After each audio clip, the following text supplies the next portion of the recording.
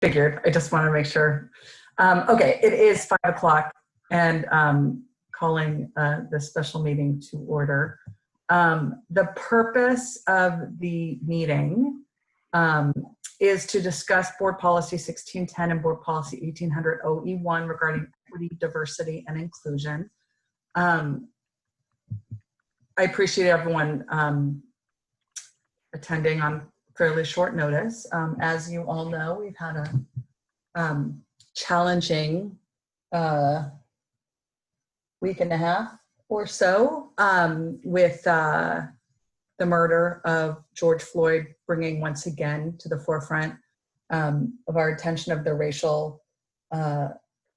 racist and bigoted feelings and actions in our country. This is always one of the more challenging topics. I think I certainly can speak for myself. There's times where it's important to put our discomfort, not aside, but kind of live in it, so that we can have these difficult conversations and make sure that we are best and most appropriately meeting the needs of our students and the rest of our community, our students and staff and families. And we thought it would be a good time to kind of review what our policies dictate with regards to racism and what things are actually happening in the district, so that we're all on the same page with regards to the curriculum, programming, and other efforts being made to both educate our students as well as work to make them upstanding, responsible members of the community. First, I just want to appreciate a statement of appreciation with regards to Superintendent Klosky's email to our community. My understanding is that it has been met with mostly a positive responses, and challenge those that didn't meet it with positivity, that racism and bigotry are not political issues. They're human rights issues. And we really need to be looking at it in that lens and not as a political divide, because we all deserve to feel safe and valued in our community. What I wanted to do with this meeting, and I'm certainly open to suggestions too, is just to allow the board directors to make any statements if they want to. No need, or I can leave an opportunity at the end as well.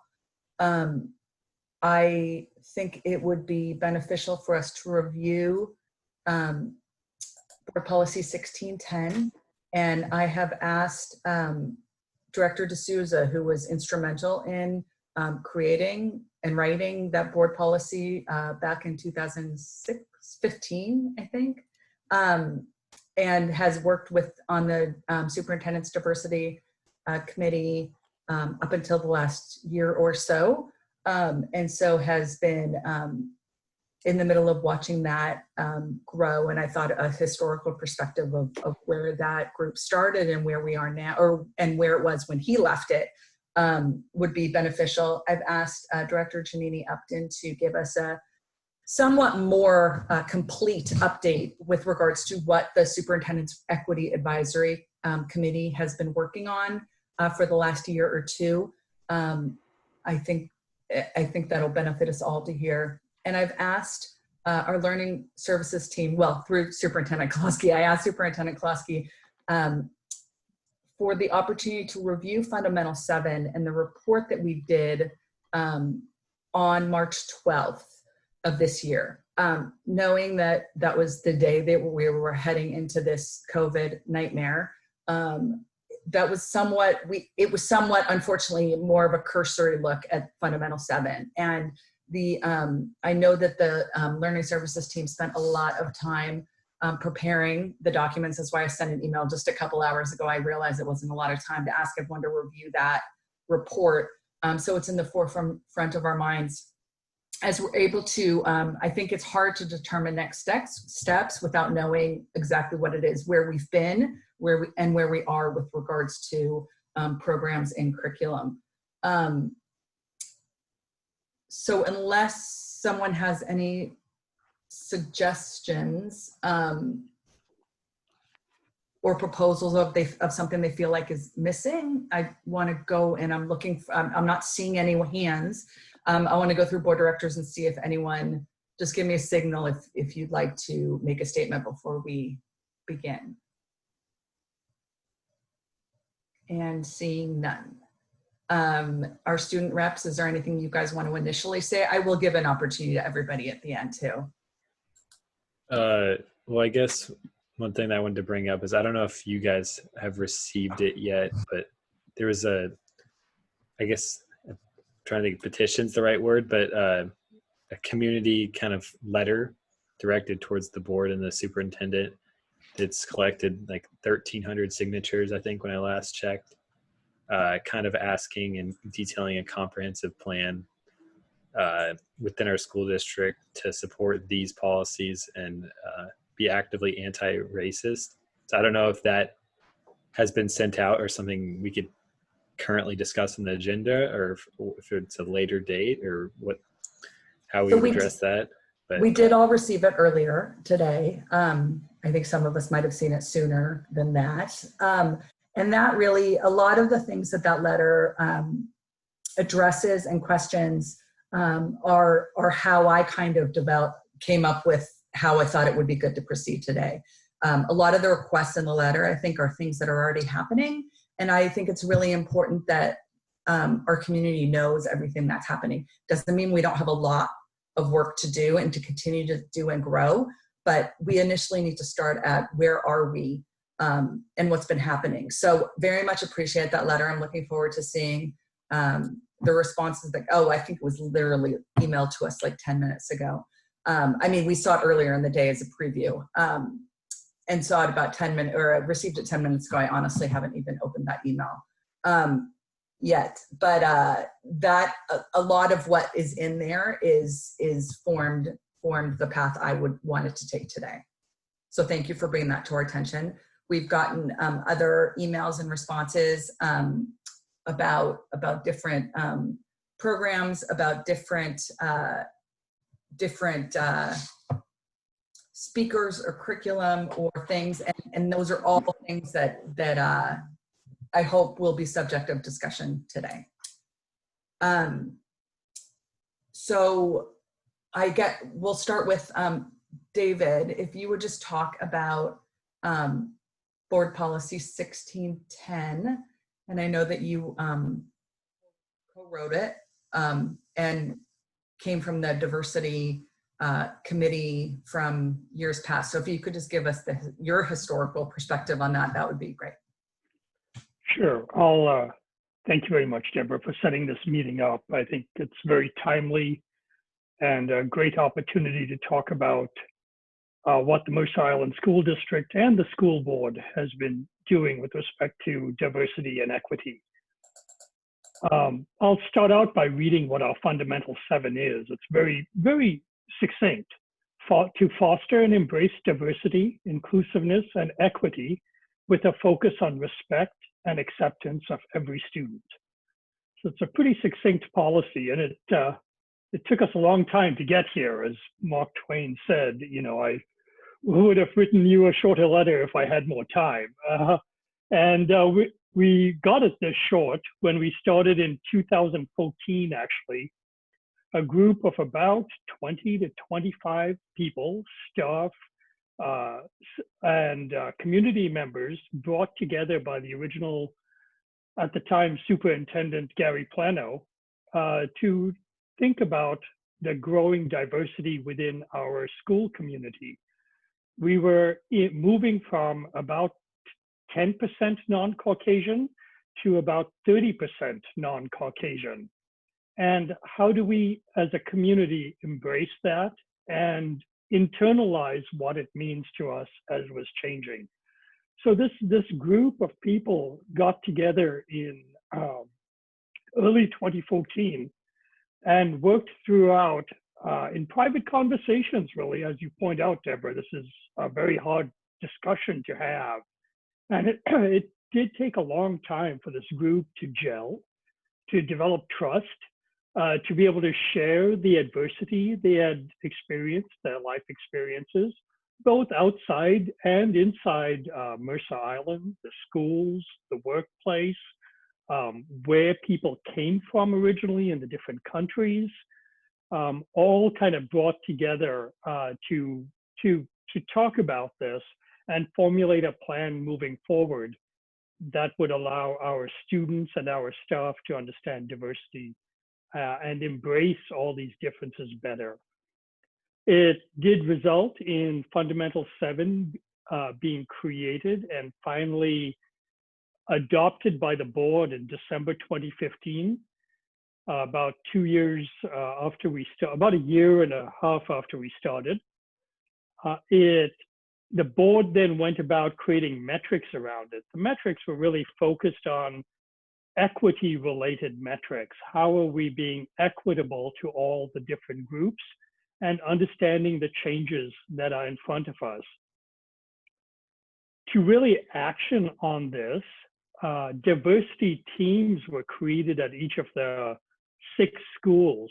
And these diversity teams comprised of staff and then students at each school who would go about on very specific plans to incorporate understanding of races, cultures, and different aspects of diversity into the school system. So we had people like Dr. Pedro Nagora, Ben Abali, and many others come and speak to staff and students and help us learn about how to speak about race, how to talk about these very difficult subjects from many different perspectives.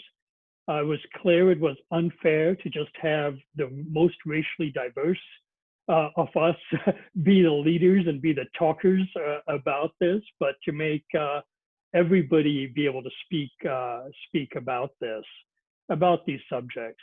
It did result in new curriculum. I think one of the first books we adopted at the high school was I Am Malala, came into the high school as an output of this group. And many of the other changes to our curriculum to make it more diverse. I think the Learning Services team has a diversity, a set of, in their rubric when we examine curriculum, now includes diversity checklists as well. So a lot of changes happened. So this was really during my time from 2015 to about 2016. The goal was 3 to 4 years on the diversity team, and then we'd rotate off. When the new superintendent, Donna, came on at the time, I think she recognized very quickly that what this was about was equity, and we moved it from thinking about diversity to thinking about how do we become more equitable. And at that point, I rotated off the board, and Brian came on the board to take it forward from that. So with that, I'll hand off to Brian. Thanks, David. Wait, before we pass to Brian, can you just talk a bit about Board Policy 1610?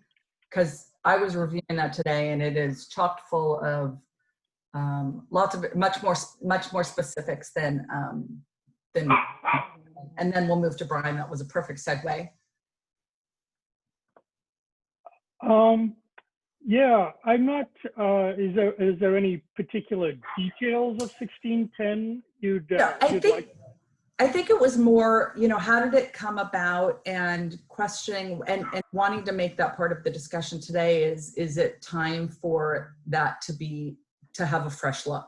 I mean, or not a fresh look, but some people to take a closer look at it. Sure, I think saying everything we wanted to say.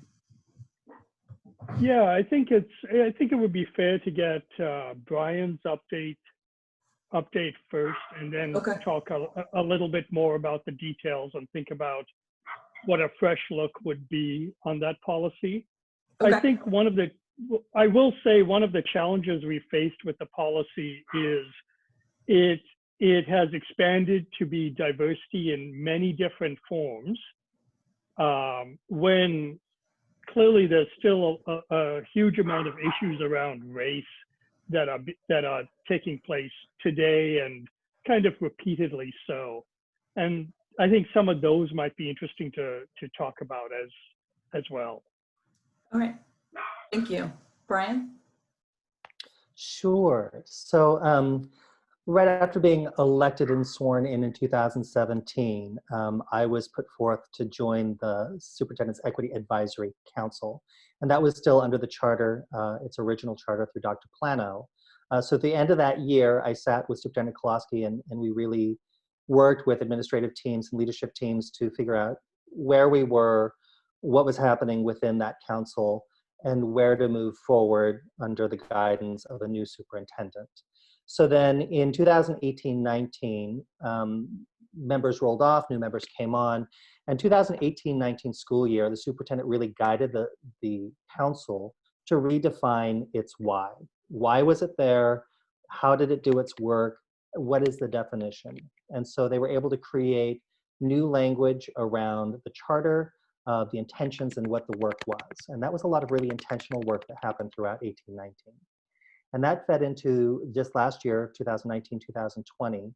In August of 2020, the superintendent convened a work group that existed of not only the council, but of PTA presidents, the PTA council, administrators from across all of our buildings, as well as other community members. Deborah, you joined in as well. And it was a 2-day workshop. I think it was 14 hours over 2 days that specifically centered race, indigenous people, people of color. We talked about land acknowledgement. We recognized where we were in the history of how colonists came to these lands and came to take over and populate these lands, and then began working forward in a shared definition of racism and anti-racist work. And so from that work, the Superintendent's Advisory Council has continued to explore this year, specifically white supremacy culture, in centering in racial equity work. We've studied critical race theory. The group has worked to define in Mercer Island culture specifically the history of whiteness in Mercer Island and the impacts that it's had racially in a very explicit way, and to identify those aspects of white supremacy culture that exist here on Mercer Island. And right before COVID hit, the council was working at defining a new definition of success. Basically, what is success as it currently exists and is seen on Mercer Island, and what can success be seen as moving forward through that racial equity lens? So there has been an incredible amount of really intentional work that has happened from this council over the last 2 years under the guidance of Superintendent Kolosky.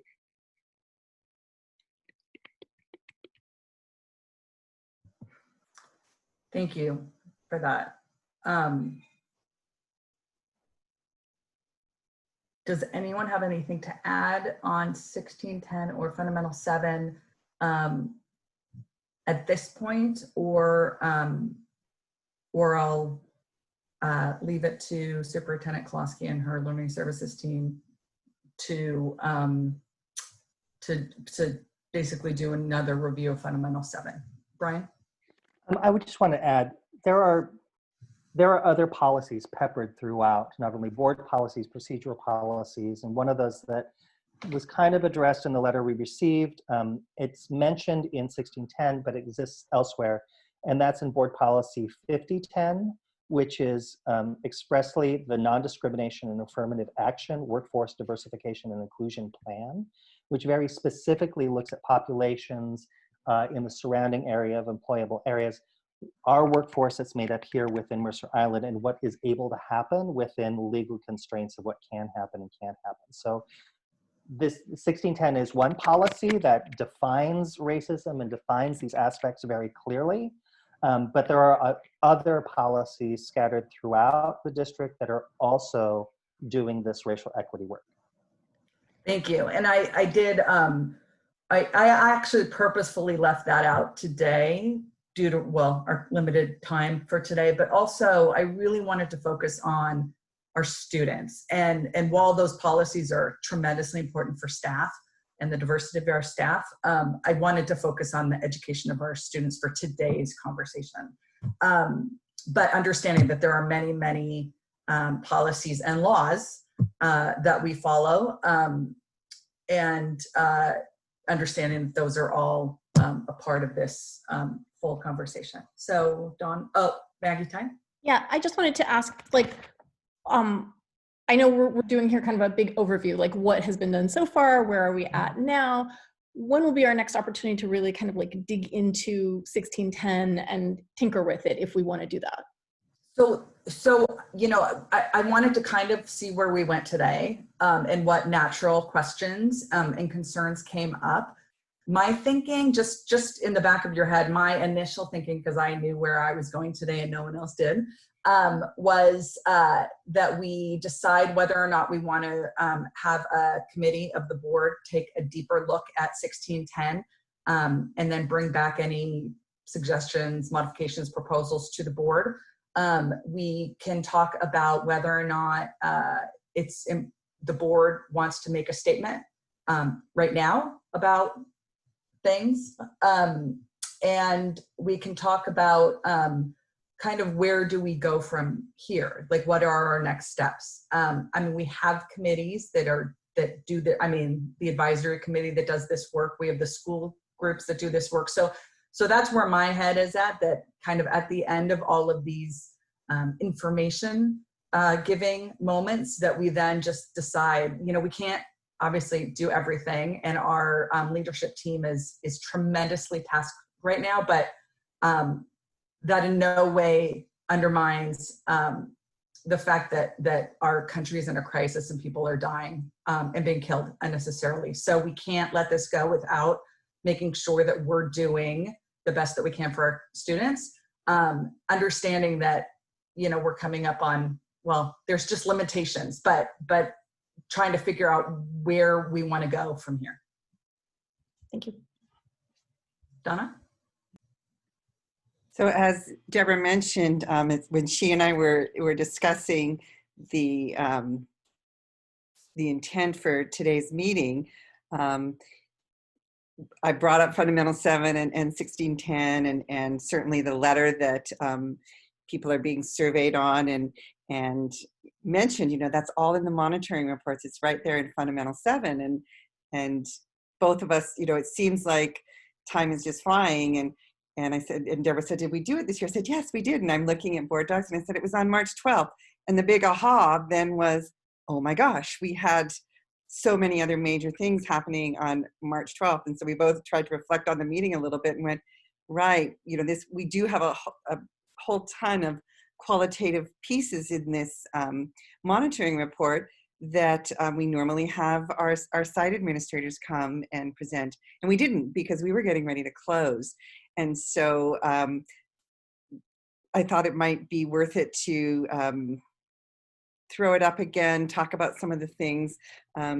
Jamie Prescott always has a great lens to look through, having been in our high school and preparing these reports as a high school administrator. So she's got a little bit of the time pieces that when she and I were talking, that she shared with me, that were, again, really informative for me as this has evolved over time. So I am going to turn it over to Fred and Jamie to, you know, just kind of review with you what they did, what they talked about in March. That is, of course, a preparation and a culmination from the whole past year of the last time having talked about Fundamental 7.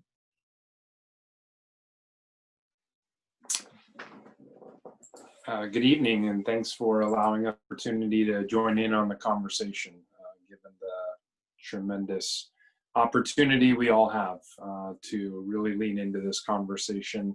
I know it's been a journey for all of us. So looking at Fundamental 7, as Superintendent Klosky had said, though we walked through it, it's a great opportunity to look at it again. So Andrews, if you wouldn't mind bringing up the report from March 12th, please.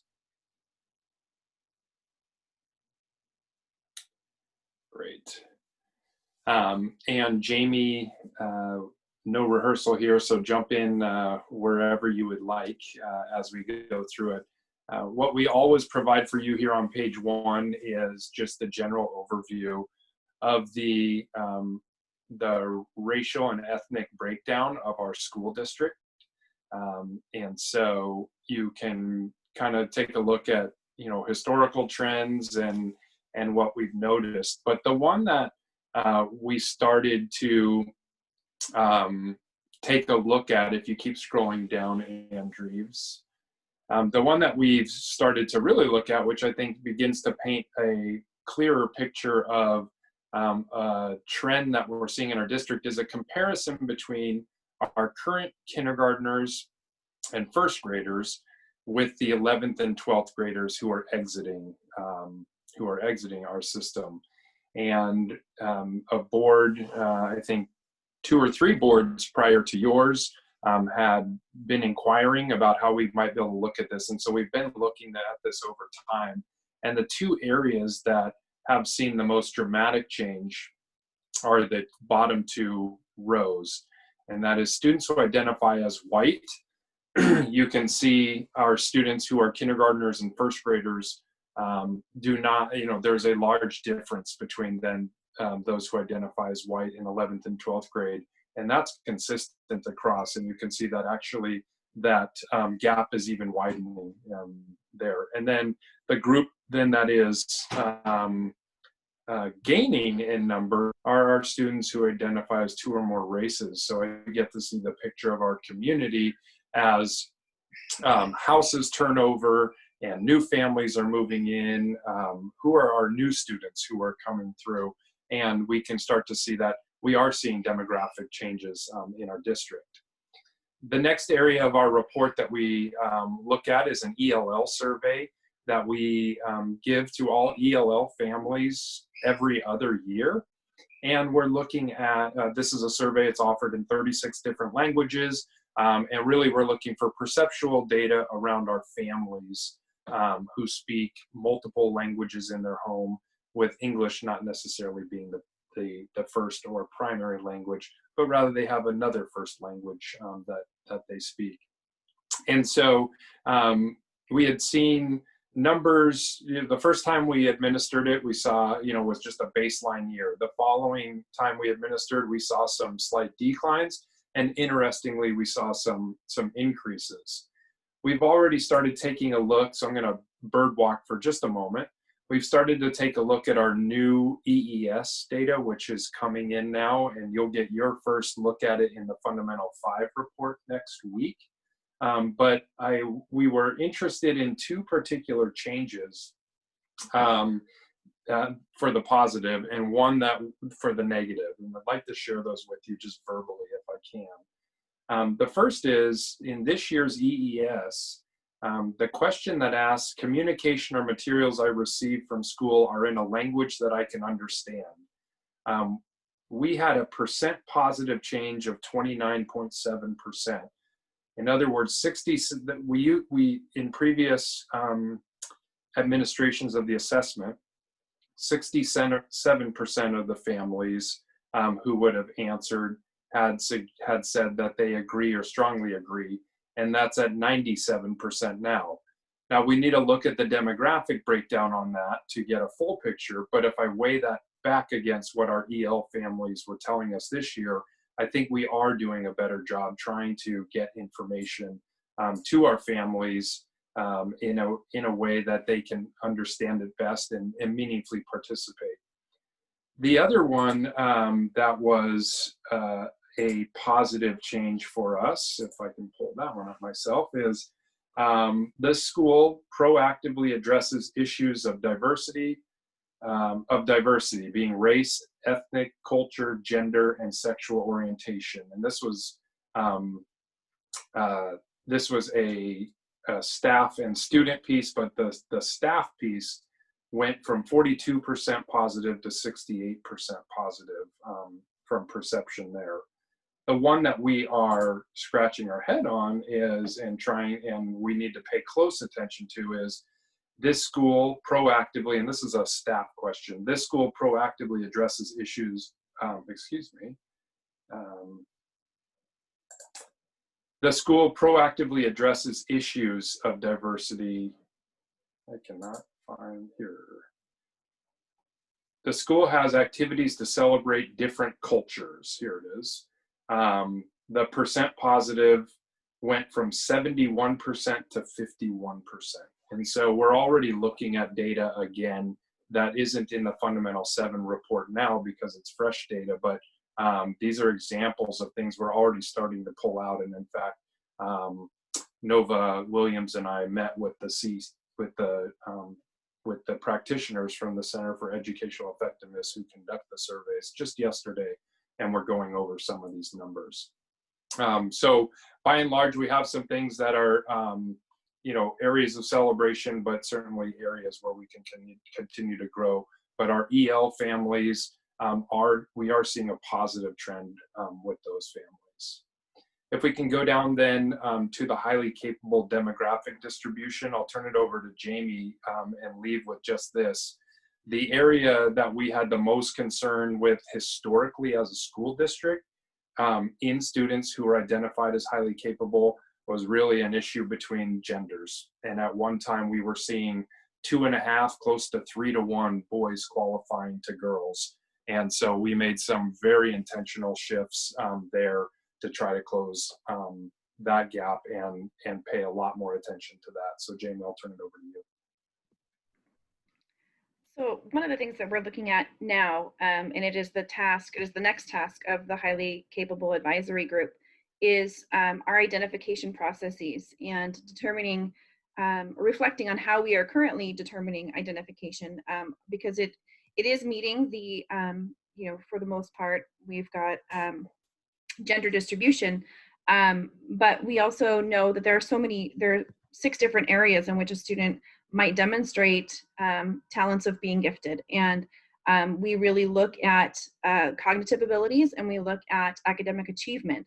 But there are a number of other ways in which students have gifts and perhaps need services within a highly capable situation or series of services, continuum of services. So that is the charge. And the next thing, we've already got our meeting scheduled for September to reevaluate what it is we're using to identify students, which will then help shape how we move forward with the highly capable program, making sure that we're looking to equitably meet all students' needs.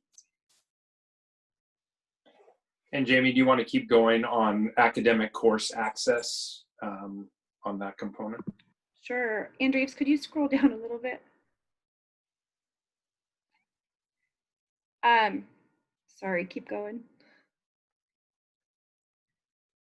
So when we look at the different courses, one of the things that stood out, and Andrews, if you could, there's a narrative at the bottom that talks about some of the things right there. So the gender enrollment is generally proportional, but there really are a few areas that the high school is digging into to try to figure out why there's underrepresentation of Black and African American students in both AP and honors courses.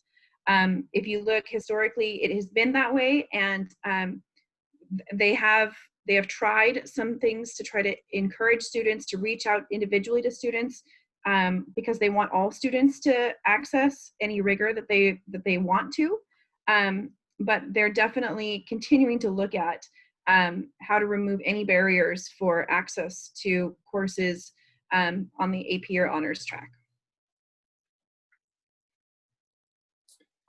So moving down then, we can kind of bypass athletics. It has a lot to do with gender. Going back almost a decade now, there was quite a bit of work that the high school did with the school district based on an OCR complaint, not just our district, but districts throughout the region. And that's another area where we put a tremendous amount of emphasis to really work on the opportunities for girls in athletics in particular. And we've really closed some gaps there. But I think the next area that would be important to move down to, Andrews, if you scroll down to, it's the discipline data. There we go, you're right on it. This is another area that we track and monitor closely. We not only have been doing it ourselves, but then the state added a layer that there's an expectation. We were actually already doing it as a school district, but we report to the state every year an overview of our discipline. And essentially these are proportionality reports. And so the closer to 1 that you are, the closer to being in direct proportion. In other words, the percent of students, or the percentage of students who are being suspended or expelled in any given category matches that total population within the school community. By and large, we've been pretty close over the years, up or down some. Sometimes it can be a matter of 1 student or 2 students that really moves the needle there. But as we've also given you discipline reports in other forms, our numbers of suspensions and expulsions have dropped drastically in the past 3 years, due in large part to changes in just overall practice and purpose of discipline. Another area that we've changed and started last year, and it will continue this year as we bring forth EES data. If you scroll down just a little bit, Andrew, to the EES survey. Based on feedback from you and changes that the Center for Educational Effectiveness have made, we can now actually disaggregate information based on the demographics of our parents who are answering the survey.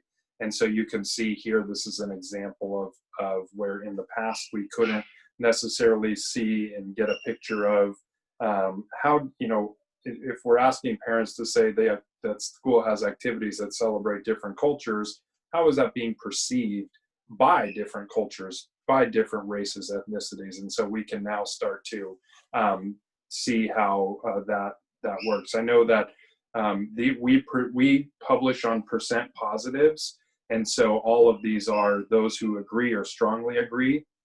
The data from our Black African American community, all of the reports were actually neutral. They were neither positive nor negative in that particular indicator. So then we report out on fine arts and our fine arts enrollment down below on a proportionality report each year. And then, of course, we take a look at all of the different ways that our schools in our narrative reports are working towards this particular fundamental. A couple other things I just wanted to point out and remind you as a school board, things that you've taken action on in the past couple of years or few years have been a number of texts. We've had the Bronx Masquerade come through. We've had Aristotle and Dante discover the secrets of the universe. I think we've had over 10 titles in the past couple of years come through for you to approve. The 2 that are some of the most recent, if you recall, right as I think it might have been it was the very last meeting, I believe, of the last board. They approved March, Book 1 by John Lewis, and it's his basically an autobiography of his life that our middle school's reading. But the one that I think hits home the most today is the one that you approved as a board in January, brought forward by the 7th grade team at IMS, and that is Ghost Boys. And if you recall, this is the story of a 12-year-old African-American boy who was shot and killed by a white police officer. And then it's the story of Jerome, the lead character, meeting another ghost, being Emmett Till, and then this reconciliation that this boy has who's been killed by a white police officer, and the white police officer's daughter, who can see him even though he is dead. She can see him, and it's the story of reconciliation.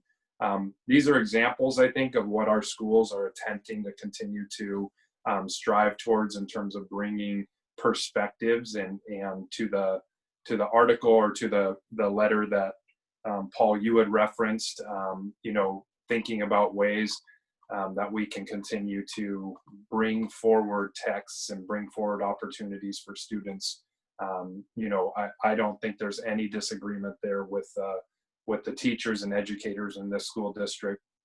I know that I oftentimes try to see things glass half full rather than glass half empty. And I know some of our community members have been critical of some of the comments I've made, thinking that I'm painting too rosy of a picture sometimes, and comparing me to George W. Bush's statements about Brownie and the response to Hurricane Katrina. But it's because I believe in this school district. I believe that we are continuing to try to get better, but I also know we're not there.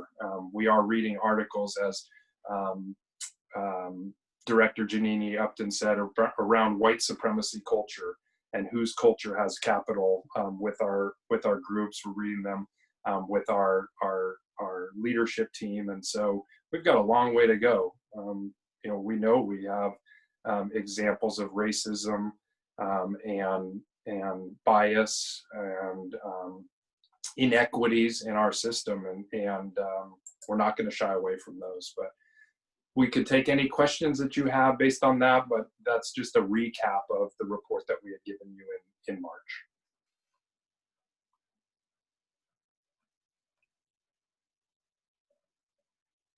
I would just like to say that to the point of the curriculum piece, the reason why I thought it was really important to put this out in front again is we didn't spend a lot of time on the narrative in this report.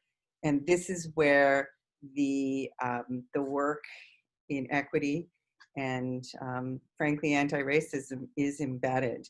It's in these texts, it's in these teams, it's in some of the extracurriculars that our staff and our students are engaged in. My hope, my goal would be that all the work that we're doing as Director D'Souza mentioned, we even have a space in our instructional materials committee when we're bringing things to you as a board that we've looked through the lens of how is this complying with our policy, our 1610 of equity and diversity, and how do we make sure that that's embedded in everything that we do. Just recently, parents received an email from the high school that Islander Hour, the lesson was adjusted, and it was adjusted because of timeliness of what's just occurred. Just the reason why you're here today is to talk about the horrific events that have occurred over the past week. And teachers embraced that as best they could. Unfortunately, it's in this virtual setting, but having that conversation with our students and giving them the space to talk about it. Do we as adults still have a lot of learning to do? Absolutely. I responded to a couple of teachers who emailed me back after my message went to staff as well as to parents about we have to be vulnerable, we have to be willing to have the conversations. And some teachers, particularly with younger students, it's very difficult to have those conversations. And the teacher was, shared some books with me and said that's the perfect way to start, is by reading stories together, getting the conversation going, and really giving kids the space to again be vulnerable and be brave about what they see, because they do note and see differences, particularly our youngest students. Parents have reached out. The PTA Council reached out to me immediately and said, can you give us some resources on how to talk to our kids? It's a hard conversation. And we've created a space on the website where we put my message, and Andrews has been adding other websites as we've found them as a resource for parents to look at for how do I have this conversation. Lots of heartwarming responses back from parents. Thank you for this. It allowed us to have that dinner table conversation. And that's the start that we need as we really address anti-racism. And as we continue through the work of the Equity Advisory, we do still have teams at each of our schools that are pushing hard on the conversations across staff.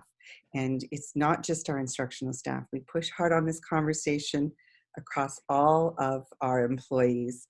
I know Erin's had to go so far as to have some disciplinary style conversations with employees who didn't understand their own privilege of being white. And so we're continuing to educate our employees. We're continuing to provide resources to parents, and are hoping to create a brave space for all of our educators to support our students in these conversations. Jamie, was there something you wanted to say? It actually goes back all the way to what Fred was talking about, but I would be remiss not to share that when I was at the high school and we used to pass out to the high school teachers at a meeting in preparation for write-ups for fundamental reports, we would ask for examples and things that they would like to share or they would like the board to see that were happening in their classes.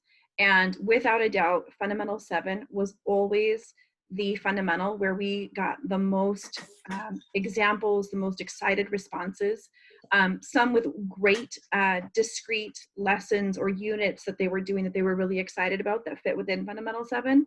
But then also many responses where it was saying, you know, I can't pick one thing. When I look at my units and my lessons for the entire year, I use and weave in the lens of diversity, equity, racism, anti-racism. Like I look at all of that, and that is what I am trying to do in every lesson. So it's going to be hard for me to pick one thing because you need to see it as I am crafting and weaving my lessons. And so I just think that that's important to remember that this is the number one thing that teachers love to share their experiences and the great things they're doing. And if you look back over time in Fundamental 7 reports, just to see the depth and breadth of the different experiences and things that teachers have shared and want people to know about that's going on in classes across the board. So I think it's powerful, and I just wanted to throw it out there. Thank you. I know that there are some things that haven't been mentioned and weren't highlighted in this. Well, actually, maybe were highlighted in this fundamental. But I know that there are examples of this work that is being done in frankly every area of academics, specifically science, biology, and financial math. And I was just, I could talk about them, but you experts could certainly describe them much better than I. So is there one of you that could kind of describe some of the examples of curriculum that is being taught in specific classes? Jamie, do you want to address the financial math? Yes.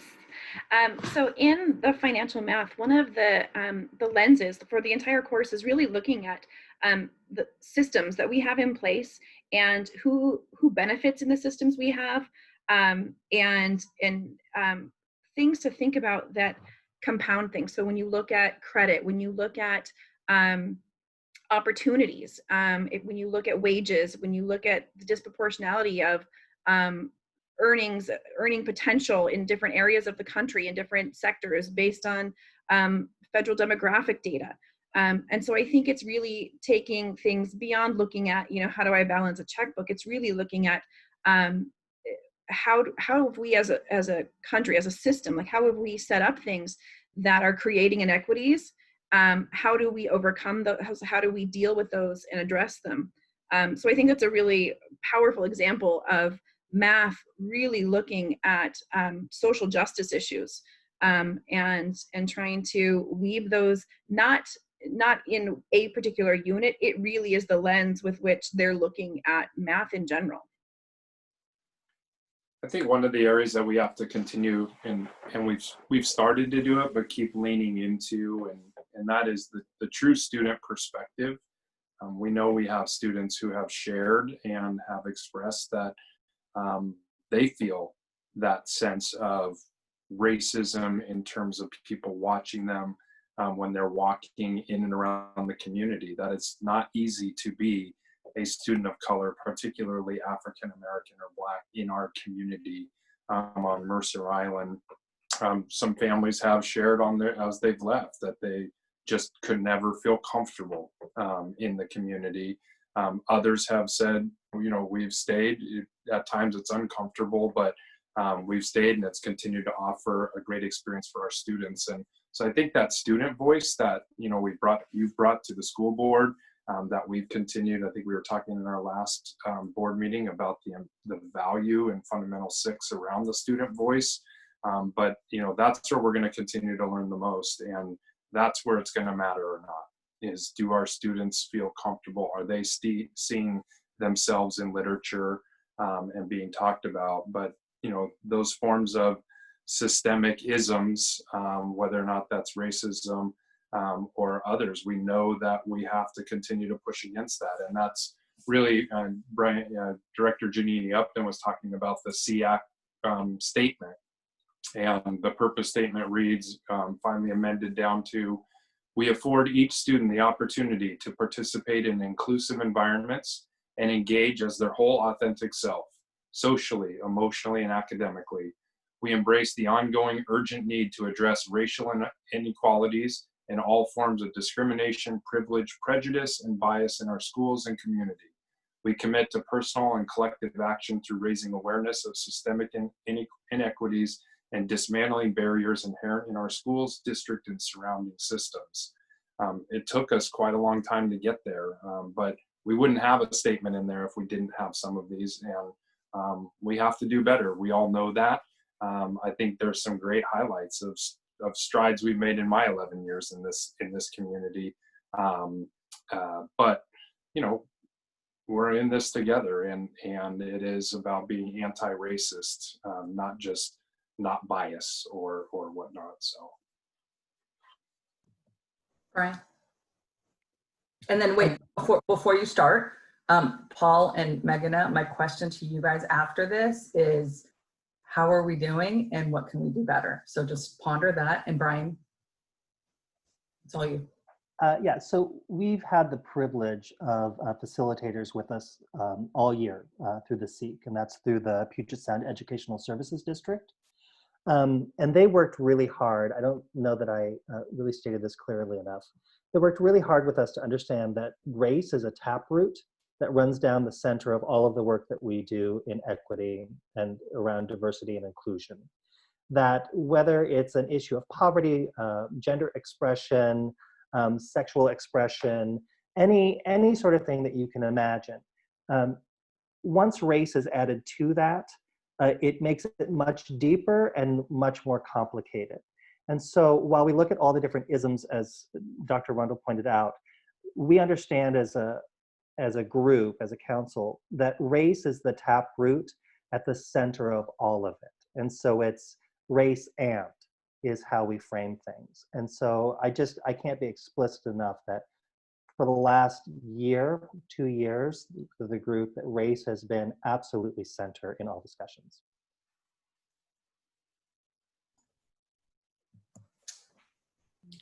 Well, I see Tam, but Megan and Paul, are you guys ready? Or do you want Tam to go first and have more time? I can speak a little bit. I also, disclaimer, I'm losing my voice a little bit, so apologies if I sound hoarse. In the 2 years that I've been on the board, I've been very continually surprised and excited by new text and teachers coming in with ideas and reflecting on my education and thinking that would have been great if it happened when I was in elementary school. And even now I see books in book groups and in our AP Lit class that are very, very much more diverse than what would have happened a couple years ago. So I think to the extent of making people who come from backgrounds like mine or different cultures, providing equity and education about those cultures, I think the district has done a very good job. I think where I want to see improvement, and also what the letter that was written kind of specified about, is educating on, privilege and bias that people on Mercer Island have inherently, unintentionally. And that comes, when I think about my APUSH class, we're talking about racism and the civil rights movement, and the conversation is always, it happened. It happened then. It doesn't really, it's far away from us. So kind of bringing the presence of it, like, this is happening now. It's still a problem we are part of the problem if we're not actively trying to be a solution. Putting that language into education is something that I think will be most beneficial in moving forward. So it's not, you know, teachers talking at students. We can see more students and people part of the community initiating that change, if that makes sense. I can kind of echo what Megan was saying. I feel like one of the things, or just part of the sentiment within the letter itself is, and just from students in general, I feel like we've seen improvements and we've seen new books from people of different cultures and new perspectives added to different classes, where certain teachers will go their way to kind of include all perspectives in their curriculum. For example, like history, learning the history of every people, including minority groups throughout a time period. But I feel like what the students or the community wants is accountability. That should be across the board. It shouldn't be optional. It shouldn't be one teacher, one or two teachers going out of their way to make their curriculum like that. It should be a requirement. And I think it should be a general, like it should be accepted that we always learn in any curriculum about all perspectives. And then also kind of with what Megan said at the end about just learning about privilege and bias on the island itself. I think that's important because I think sometimes when I read a book, maybe written by like an author from a different perspective of mine, I tend to think that's a problem outside of my household. That's a problem that's in a different city, a different part of the country. But I think we need having those conversations and realizing that that privilege exists wherever you go. I think that will help our community and our students understand that it's not a problem you can escape. You can't escape it by living on an island or just like with the wealth and opportunities that students have on Mercer Island. I think that we need to proactively address it and understand that it's not an escapable problem and we need to proactively change it. Thanks, guys. Tam? Yeah, thank you. I just want to follow up on Fred's comment. You know, Fred and I really believe that we share a very, very similar philosophy on education, pushing our students to the highest standard and looking at the whole child. I love the fact that, Fred, you mentioned that the way that you approach it, people think it's the glass half full. And so I hope, you know, the way I approach it, I always feel like I'm a glass half full too, because I'm like you, I am so hopeful for our community. And so this is my glass half full. And so I hope people don't see it as a glass half empty, because when I look at systems, I do look at what's missing, right? So when I work with students, I'm very strength-based. But when I look at system, I look at, you know, how are we failing the people that we're supposed to serve. And so we have a lot of wonderful things set up, and this is due to the advocacy of the community. We have a lot of resources, we have a lot of passionate community members, parents who are, and students, as we can see recently, who are doing a lot of this work and holding us accountable, as Paul said. So when I see all this and I see the letter that comes out from the students, and I see we actually received another letter from another student pushing for more of an Asian American perspective in history, right? When I see these kind of advocacy, then I'm thinking, where's the disconnect? Of all the wonderful things that we have laid out and that we have in place, where is that disconnect? What is missing? And so then I really go to that whole what is missing, looking at, you know, us as the policy. How do we set up the curriculum and the structure? How is it implemented? What are the impacts? And like Paul, you stole my thunder when you say, what is that accountability loop, right? So those are the kind of things that I think about, and I hope that we can have a larger discussion on about what is actually missing, what is a disconnect. But before that, there are actually a couple of things I want to point out in the, or further tease apart in the report. So I do see that there's disparity in the retention, right, for students of color. And that's why I think it's really important for us to know exactly why students are leaving. Is it climate? Is it curriculum? Is it because they have to move for a job? So I think reiterating the importance of understanding why we have a hard time retaining certain students. It's good to understand our ELL, and that's our larger the whole diversity kind of issue, but going to Brian's point, at this moment in time, it is actually race is really that vein that everything goes through, and it's really a lot of our African American community that are suffering the most and deal with the most of the disparity. When we look at AP and honors classes, while we have a lack of Black and African American students, I think beyond looking at how we can reduce barriers for recruitment and access, we also look at barriers on how we're teaching these AP and honor classes. How, are the teachers teaching, are they, reflective of the students? Are we sending out inadvertent messages that this classes don't belong, is not a right fit for them? So I think those kind of things that we need to really process as well. And then when I think going back to David, when you say that there was equity metrics established, and so I would actually like more information on the equity metrics, because when I look at our ES survey and I see like 50% or 60%, I guess I asked us, is that acceptable for Mercer Island, right? Where do we want to be? And even if we see a progression from 50 to 60, which is great, but then is that acceptable for who we are?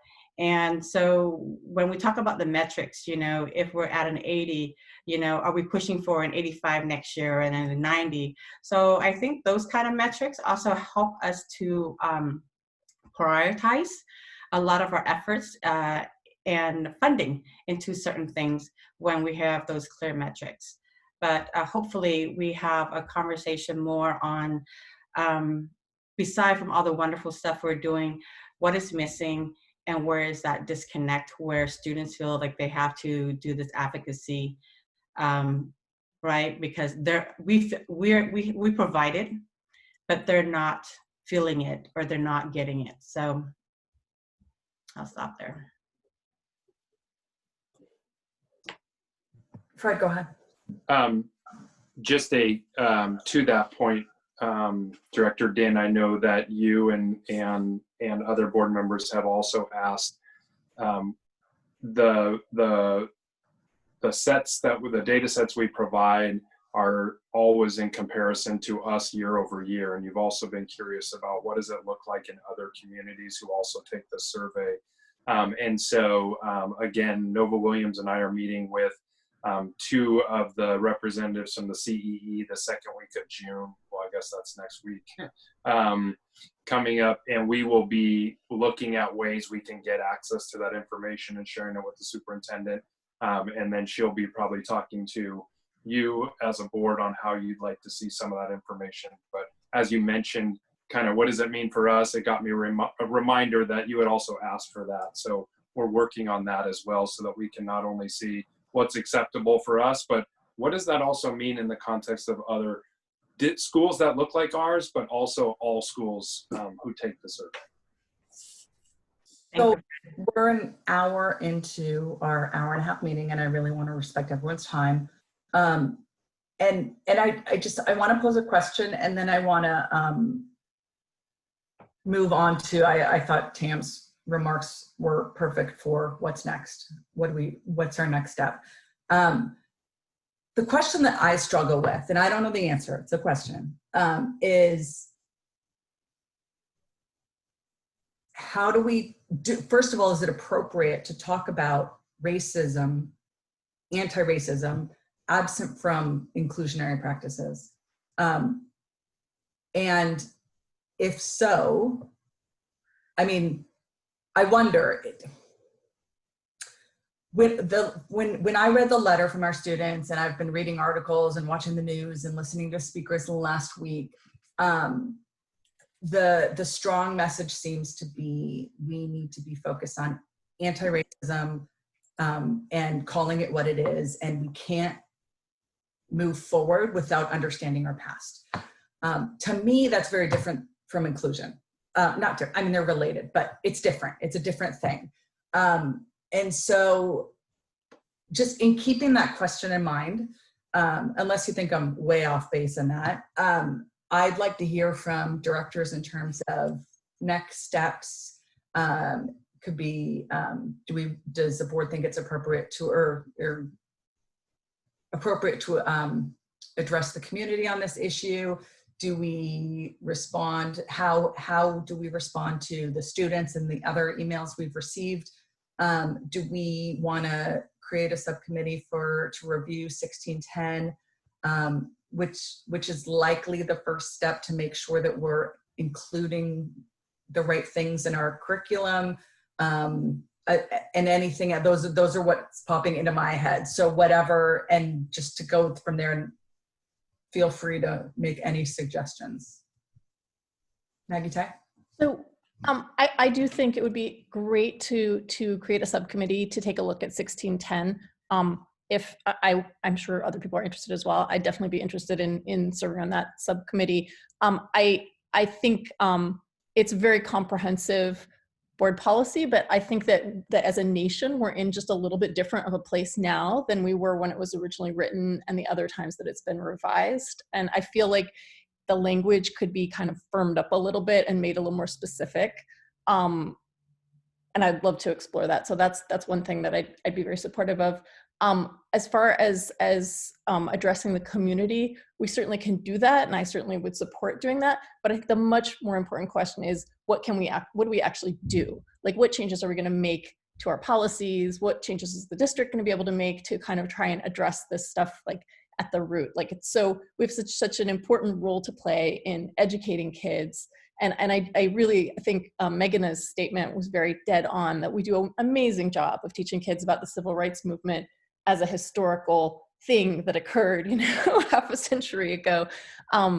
And just kind of bringing that into the present is sort of the work now more. Like my own child, who's 7, who's in first grade, started asking at the beginning of the week about the headlines she was seeing and the photos she was seeing on the newspaper, on the breakfast table. And when I explained about what was happening, she was just shocked. She was like, what? Like, they still do that? Like, people still do stuff like that? Like, she had no idea, but she knows a ton about the civil rights movement. And that's on me as a parent. Like, we've read lots of books about the civil rights movement, and I haven't done that work yet of like bringing it into the present for her, and for my other kids. So just, that's kind of what's on my mind right now. So I am interested for sure. I'd love to help or to support writing a letter, or a statement, but I would also love to be able to make some concrete kind of progress forwards. So I also wanted to echo Director Din's suggestion about tracking why people leave the district. And I know we talked about that in, I don't know if it was January or when, I think one of the January meetings, I think it's OE9, looking at the sort of the surveys of like why people leave the district, and are they going to private school, or are they moving out of the area, or what's going on. And I know that at the time we decided we would just leave it, since right now it's only monitored every presidential election year. And since this is a presidential election year, the decision was made to just kind of leave it as it stands for this year, and then to re-examine whether we should be doing it more often. But that seems like something that maybe at a future meeting we could discuss, whether we want to pick that up and see if we want to make a commitment to, say, reviewing that annually as part of this, or look at I see from the last time it was done in 2016, they only got 5% responses to that survey. So like, are we serving people when they tell us that they're leaving, or are we sending them something in the mail at the end of the year? There's a big difference there, that kind of thing. So I don't know if that's a subcommittee or if that's a thing for the, district staff to address, but that's like a very small but concrete thing we could think about moving forward. Thanks.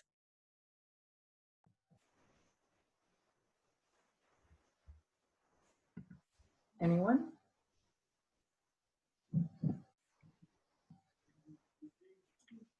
David? Well, David, you took yourself off mute. Do you want to? Sure. Okay. I'll get you next.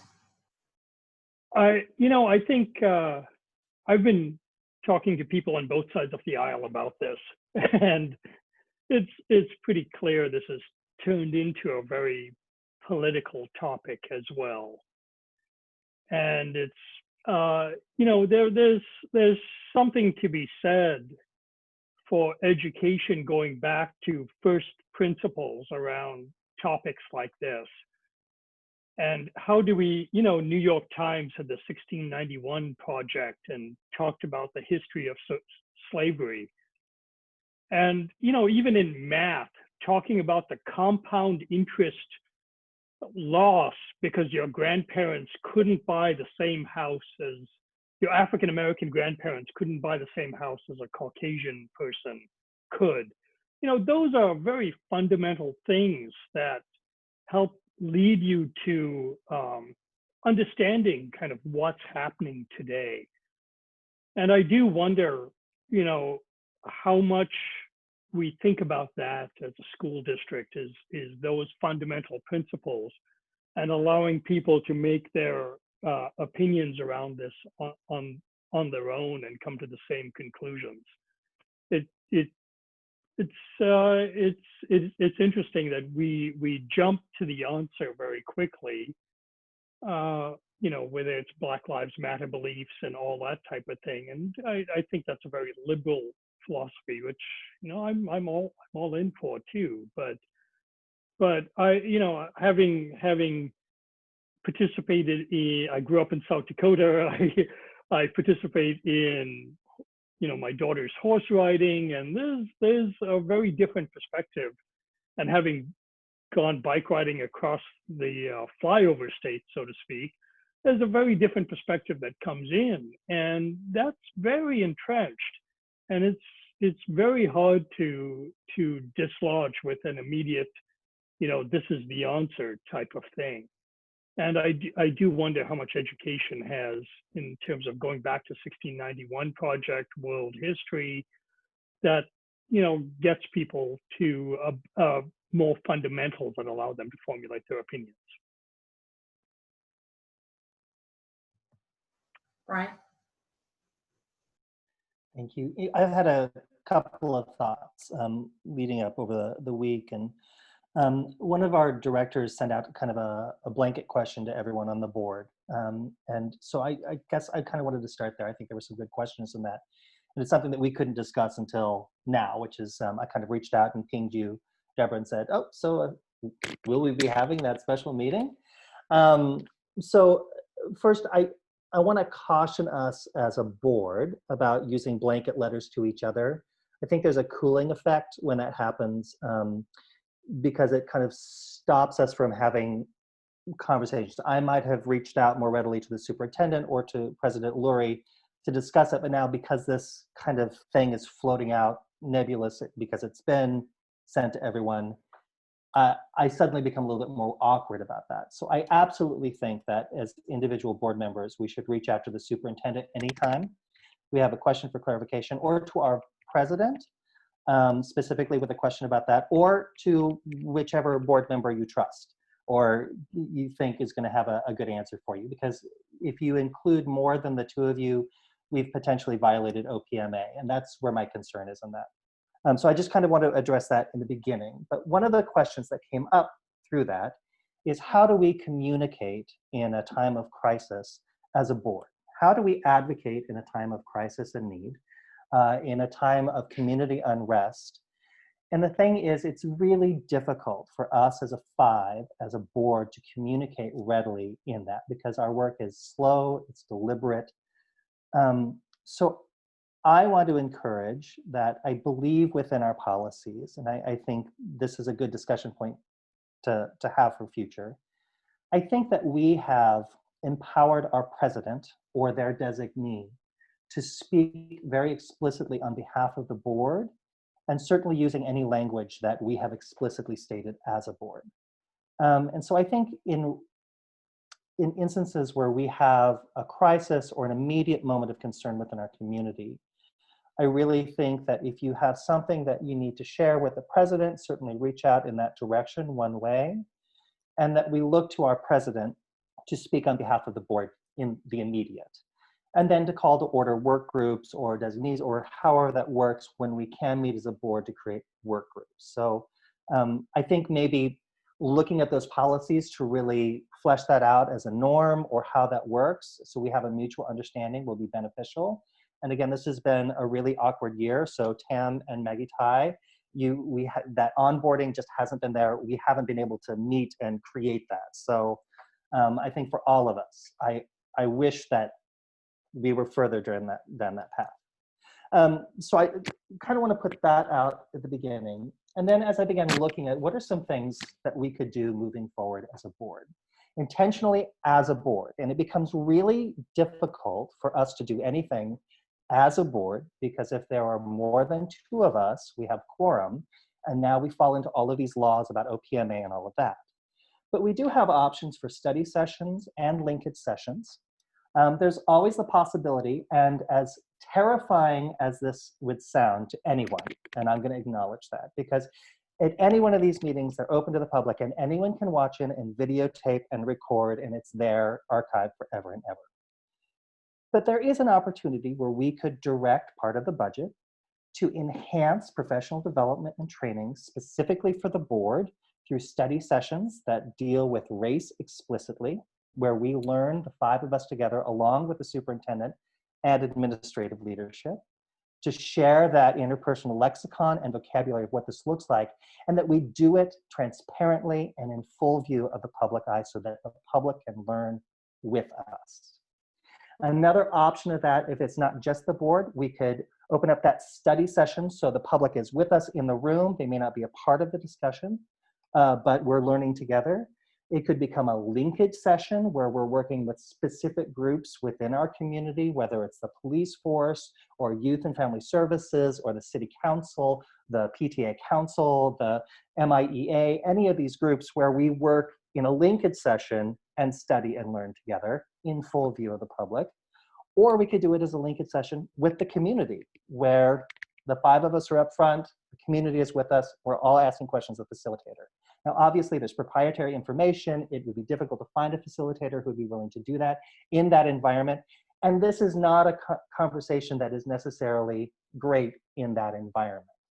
But it's something that this board could very intentionally do to say, we are going to learn together as 5, as a board, and we're going to find the shared vocabulary and lexicon and do this work together in full view of the public. That's a really big ask to lob out in the middle of the room. So I want to recognize that. But it's something that we could do. And then I wrote down, just again, either creating that new policy or reviewing the current policies we have to make sure that they are up to date, they are concise, and that they really share the explicit language that we need to support all of our students and by extension, our community. Those are my thoughts. Thank you. Tam? All right, thank you. I just want to respond to David's comment. David, when you mentioned that, right now conversations has been kind of politicized on both sides. And it's unfortunate, right, that sometimes we use certain terminology and people associate very certain views on that. But, as we know, the Black Lives Matter is not, it's more about an identity, really claiming the fact that we haven't looked at this population, or they haven't gotten the resources or the same care. And so right now, they're the one that needs to be amplified. Their voice in community needs to be amplified. And so I hope that people who are watching don't think it is a political matter, because to me, I guess when I see all this, ultimately what we as a community or as a school board and school district want for our students is that they are good citizens, that they become good humans. And in order to become good humans, so I guess we have to think about the lens that we teach our students through, whether it's English, math, or history, right? Because we focus a lot on history and what we can't just, the fact that we can just include even like the history of slavery or the history of the Asian American folks. Just the fact that we include this content doesn't mean that our students are getting the messages that, so we have to teach them with a lens that I think that it has to do with acknowledgement of the reality. So I think that's where learning through that, those were the times of oppression, and currently it's still a time of oppression. So through the lens of acknowledgement of contribution to science, right? And then so from the acknowledgement that we all contribute to our civilization, that it comes to the respect. So then how do we model and how do we teach that lens of respect? And I think we have to take a step further. And I'm reminded of one of the community members that came to us and asked us to do a resolution on Black Lives Matter during in February.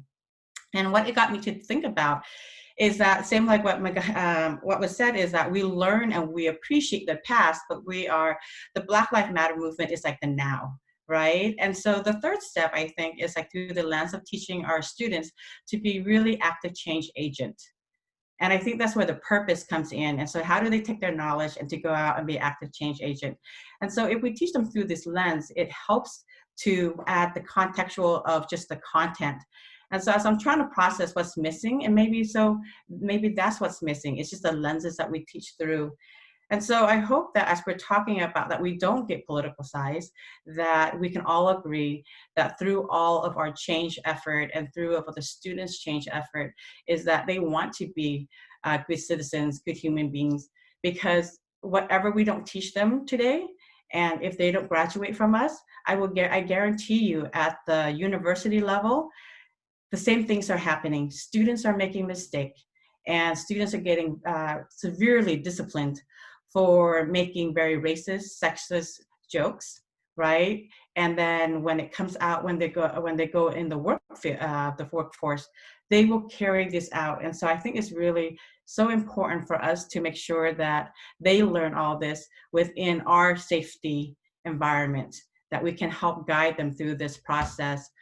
And so having that open space to learn and make mistakes, I think I really like that philosophy.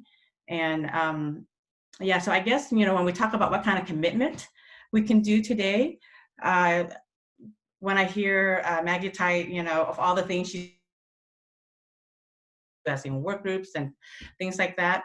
But I think, maybe for me, the biggest commitment we can do as a board is just really to make a commitment to our students and our community that we are serious about this work, that we take your feedback seriously, and that we will start the process of being more intentional about to see where that disconnect is, and then to see how we can shore up the system to make sure that there is more of an accountability. And accountability is really a feedback, and it's not a punitive.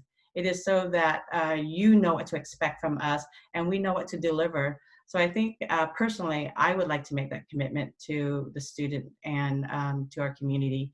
And so hopefully the board can start that work together.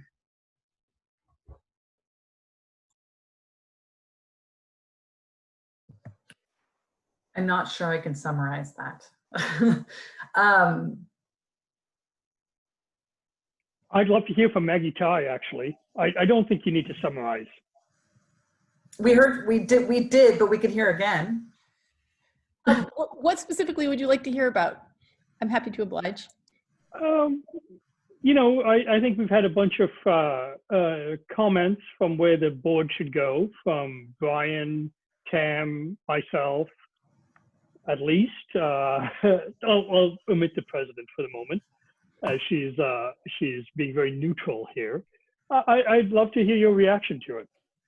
Yeah, so I feel like this is like one of those kind of, circus acts where somebody's like spinning plates and then they're also, juggling with their left hand and they're on a unicycle kind of thing, right? So, yeah, there's so much already being done very thoughtfully and that the public may not be aware of, or I don't believe the public is aware of, right? For sure, there's more that we could be doing. But we can't just come up with it at the drop of a hat, right? Like that will take thought. If we want to make a commitment to do more, that's great. I certainly support that. But again, it's going to take thought and planning and study. And of course, we can't forget that we are in the middle of a pandemic and it's almost the end of the school year. So it's a lot, as we're still asking, our faculty to like reinvent how they teach and trying to figure out how to keep our kids safe and our staff safe, right? It's a lot to also be like, and also we're going to reinvent, we're going to invent a system of accountability to make sure we're all on the same page in terms of, anti-racism work. So bearing all of that in mind, right, I definitely am interested in, I'd like to learn more personally about what the Superintendent's Equity Advisory Council has done. You know, like we got a great summary of it, but I'd like to learn more about it. And, you know, how have they looked at different curriculums? Like I know that parent that Director Din was mentioning has a couple times emailed the board suggesting that we adopt, you know, a Black Lives Matter week at the beginning of February every year. You know, I don't believe the district has looked at that. I could be wrong. I don't know that the whole Black Lives Matter curriculum, I have taken a look at it.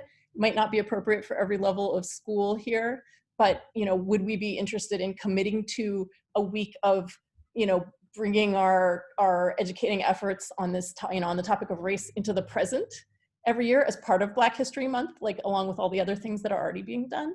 You know, that's something for the board as a whole to discuss, probably with a lot of input from the types of people that Director Jeannie Upton is talking about, and from the you know, SCAC. So I don't know if that's enough weighing in for me, but basically there's a lot that can be done, and I would love to see us take some of it on.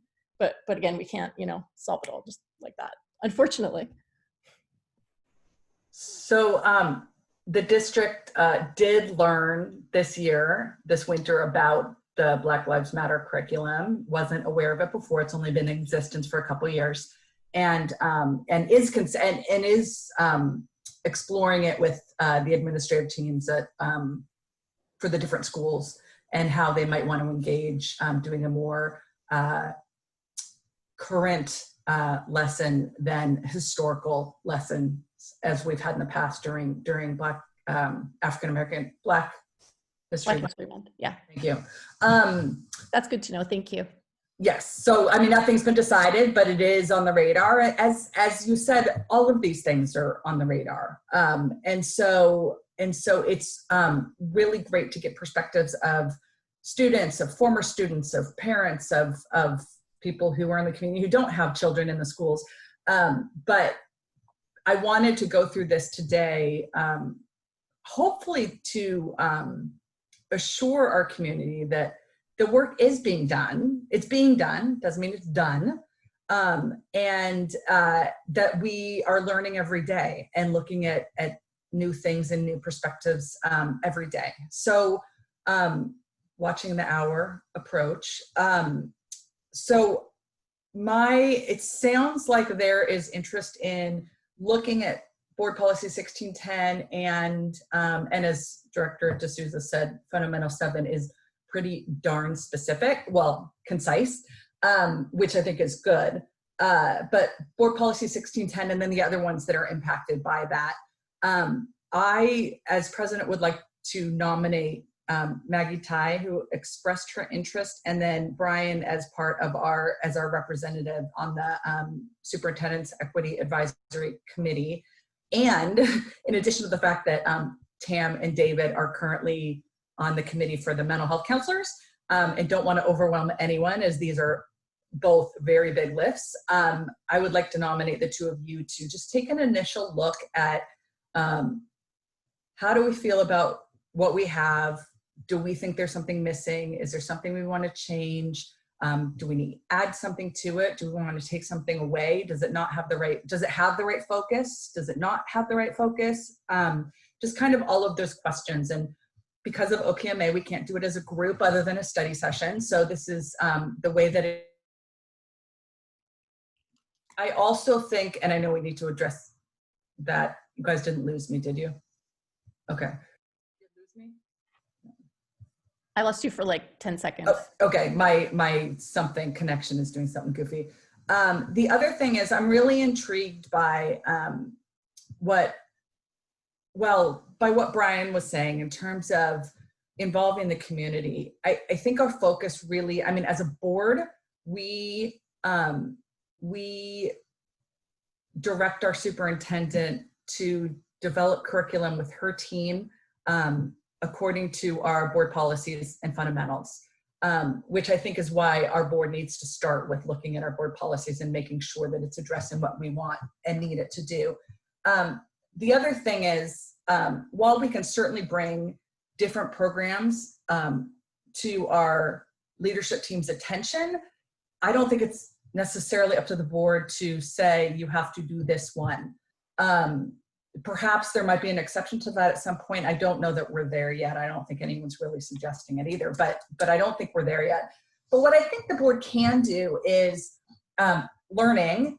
And I would really be interested in learning, in a broader sense, that it doesn't need to be board focused, that perhaps we want to engage some of our community partners like Parent Edge or PTA in addressing these topics.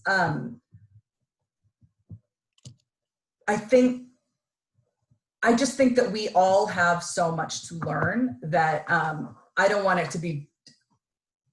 I think a community-wide learning would be much more effective than the board learning. And I mean, perhaps we can come up with some common language that I think would be good, and I think it can be addressed through policy. That's kind of where I am. So as kind of two next steps, it's June 4th. It's not going to happen this school year. Let's just acknowledge that. And new curriculum, at least in terms of, entire classes and coursework, is not going to happen in the fall of 2021. Doesn't mean teachers can't bring in different learning materials in their own classes, but in terms of district-wide curriculum, it's not going to happen based on the timeline. It doesn't mean it's not going to happen at any point. So I want to keep the conversation going about community-wide learning. I know that there's been Parent Edge speakers on these topics, and it's probably time to do it again. And if Parent Edge doesn't have the capacity, then perhaps we do want to look at the district or ask the PTA, even though they're Parent Edge, to do something. So two proposals. One is my nomination for the committee. And then number two is to continue the conversation with the hopes that we can put something into some sort of community-wide learning at some point in the fall. I know that's very vague, but I don't think we've had the time to really kind of pin down what we want to do. And I also think it will benefit us to hear what our committee has to say about our board policies. So do I need a thumbs up for the committee? Do we need a motion? We can't do a motion. We can't take action. You can get a thumbs up. I can get a thumbs up and yays and greens. Is anyone opposed to a committee? Okay, so I missed, Tam, if you did something, I missed it. Okay, thank you. I could have missed it because I was looking different places, but okay, so we have consensus to create a board committee. Does anyone, is everyone in agreement with the two directors I've proposed? Okay, great. So I think that, is there anyone I want to give, we're at 6:33, and again, want to really respect time. So is there anyone that has any very important brief parting words for us? Okay. I apologize to take all your guys' time. No. But I really think, okay, the work that we do right now, yeah, even though we're in a pandemic and it will take time, and everybody is overstressed and overworked, but the reality is that it is a huge need, right? And our community's crying for it, our students are crying for it. And so sometimes, we don't have to take on everything, but I think that we do have to have a sense of urgency, and that we do have to have a change in mindset, right? And so the change in mindset, I think, is that we can't be boggled down with thinking of all the barriers, but the change in mindset is really recognize that we are not doing enough. Because if we're doing enough, then disparities will not doesn't continue. And it's not just our district, but it is, across the community, across the nation. And so, and that is actually, even though I'm a totally half full person, right? Very hopeful. And that is why I feel that with that, because we have so much privilege and that we have so many capacity, students are so excited and they want to do the work. How do we capitalize on their hope and their capacity to really change, our district and change the community as we do this work. So I hope there is some urgency and that we do put continue to prioritize this work. Thank you. Anyone else? No. Okay. So just in closing, thank you all for attending today again on short notice, and to our leadership team for participating as well. And I just want to challenge again that this comes from WASDA in the email they sent today in terms of WASDA's position, and that again, racism and bigotry are not political issues. And I challenge all of us to call out when we hear people saying it is not an excuse to make a racist statement because someone has conservative beliefs. Conservative beliefs is smaller government, and liberal beliefs is bigger government and more social justice. It's nothing about human rights. That's something that needs to, those lines are being blurred, and we need to unblur them. So speak up, speak out, and thank you for participating today. And we will continue this conversation. Oh, and it's 6:36, and we're adjourned. Thank you. Thank you.